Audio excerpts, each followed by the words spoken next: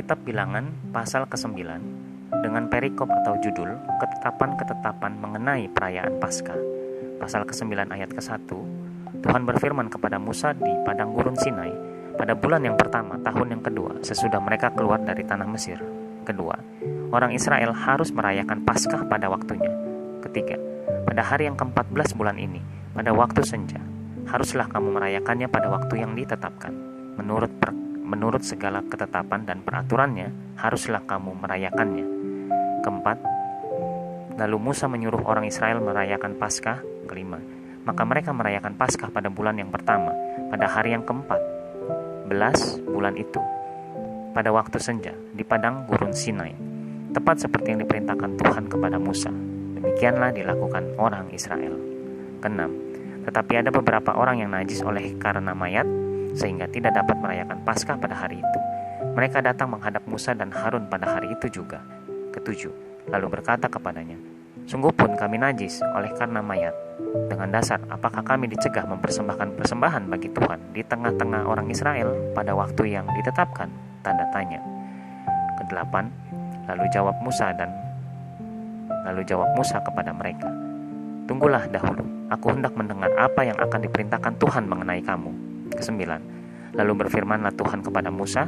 Kesepuluh, katakanlah kepada orang Israel, apabila salah seorang di antara kamu atau keturunanmu najis oleh karena mayat atau berada dalam perjalanan jauh, maka ia harus juga merayakan Paskah bagi Tuhan.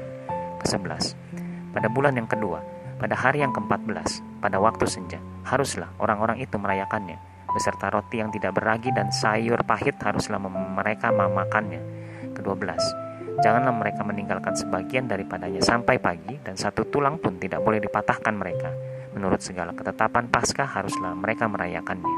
Ke-13, sebaliknya orang yang tidak najis dan tidak dalam perjalanan, tetapi lalai merayakan Paskah, orang itu harus dilenyapkan dari antara orang-orang sebangsanya, sebab ia tidak mempersembahkan persembahan yang kepada Tuhan pada waktunya. Orang itu akan menanggung akibat dosanya. 14, apabila seorang asing yang telah menetap padamu hendak merayakan Paskah bagi Tuhan, maka haruslah ia merayakannya menurut segala ketetapan dan peraturan Paskah. Satu ketetapan harus berlaku bagi kamu, baik bagi orang asing maupun bagi orang Israel asli. Ayat ke-15 dengan perikop atau judul tiang awan memimpin perjalanan Israel. Ayat ke-15, pada hari didirikan kemah suci, maka awan itu menutupi kemah suci, kemah hukum Allah, dan pada waktu malam sampai pagi awan itu ada di atas kemah suci, kelihatan seperti api. Ke-16, demikianlah selalu terjadi, awan itu menutupi kemah, dan pada waktu malam kelihatan seperti api. Dan setiap kali awan itu naik ke atas kemah, maka orang Israel pun berangkatlah, dan di tempat awan itu diam, di sanalah orang Israel berkemah. Ke-18, atas titah Tuhan orang Israel berangkat, dan atas titah Tuhan juga mereka berkemah. Selama awan itu diam di atas kemah suci, mereka tetap berkemah. Ke-19, apakah awan itu lama tinggal di atas kemah suci, maka orang Israel memelihara kewajibannya kepada Tuhan, dan tidaklah mereka berangkat. Ke-20, ada kalanya awan itu hanya tinggal beberapa hari di atas kemah suci, maka atas titah Tuhan mereka berkemah, dan atas titah Tuhan juga mereka berangkat. Ke-21, ada kalanya awan itu tinggal dari petang sampai pagi. Ketika awan itu naik pada waktu pagi, mereka pun berangkatlah, baik pada waktu siang, baik pada waktu malam. Apabila awan itu naik, mereka pun berangkatlah.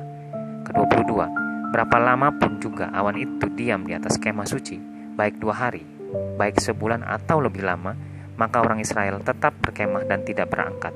Tetapi apabila awan itu naik, barulah mereka berangkat. Ke-23, atas titah Tuhan mereka berkemah, dan atas titah Tuhan juga mereka berangkat. Mereka memelihara kewajibannya kepada Tuhan menurut titah Tuhan dengan perantaraan Musa.